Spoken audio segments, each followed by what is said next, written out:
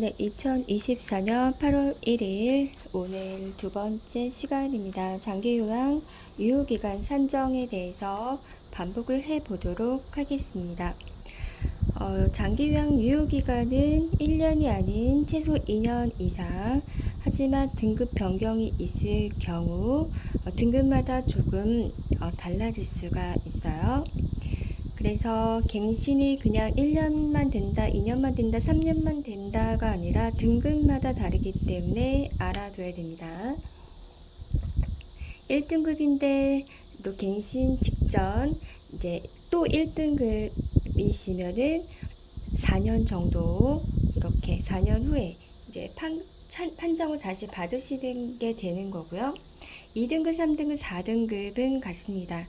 그래서 갱신 직전이 2등급, 3등급, 4등급일 때 또다시 2등급, 3등급, 4등급을 연달아 등급이 나오실 경우에는 3년 정도, 그러니까 판정을 안 받으셔도 되는 것이죠. 3년 정도는 3년 계속 판정을 안 받으셔도 되시는 거고요. 5등급이거나 인지지원 등급이실 경우는 2년이시지만 똑같이 5등급 인지지원 등급을 받으실 경우 또 2년 정도 갱신을 안 받으셔도 된다. 판정을 안 받으셔도 된다라는 것입니다. 그래서 1등급은 4년 정도, 2, 3, 4등급은 3년, 5등급과 인지지원 등급은 2년이 되겠습니다. 그래서 최소 2년이다 이렇게 보면 되겠고, 최대는 4년 6개월까지 유효기간을 인정을 받을 수가 있습니다.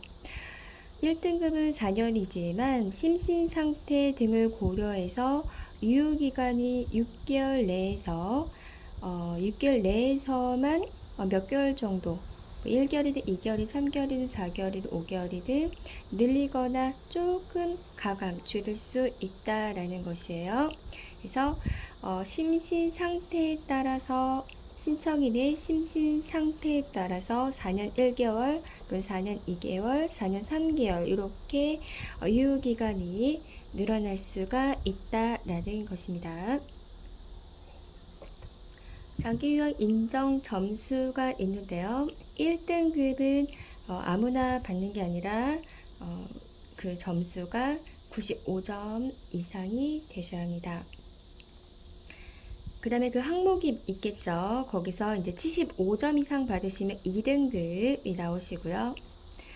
그 다음에 3등급은 60점 이상, 이제 시설은 가지 못하시고 이제 특별한 사유가 없는 한 시설이 아닌 재가로 서비스를 받게 되십니다.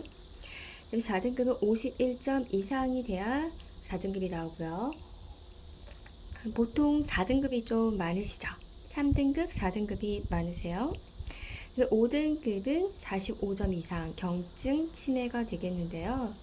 신체는 별로 이상이 없어도 치매기가 있으시다, 경증 치매다, 45점 이상이면 5등급이 나오시는데, 이것도 제가 서비스를 받으실 수가 있어요. 1등급, 2등급이 많이 없는 이유는 요양원에 계시거나 아니면 사는 것이 힘들기 때문에 오래 사시는 게 조금 어렵다, 이런 부분 때문에 많이 뵙기는 어렵습니다. 그 4등급이 가장 많고, 그다음에 3등급, 5등급 많이 볼 수가 있습니다. 그리고 등급이 나왔는데 마음에 안 든다, 이의 신청을 할 수가 있어요.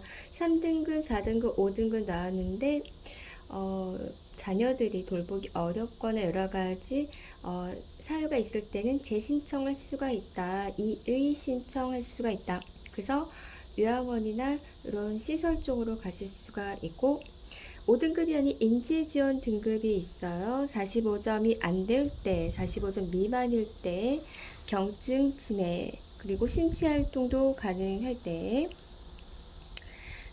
하지만 이런 경우는 주야간 보호 서비스 센터를 노치원처럼 아침, 점심, 저녁 드시러 집에서 이렇게 왔다 갔다 셔틀버스 타고 가실 수 있는데, 방문 요양 서비스는 제외됩니다. 그래서 인지지원 등급은 제거 서비스, 청소 서비스는 안 되시고 주야간 보호 서비스만 가능하시다. 네, 오늘은 여기까지 하겠습니다. 감사합니다.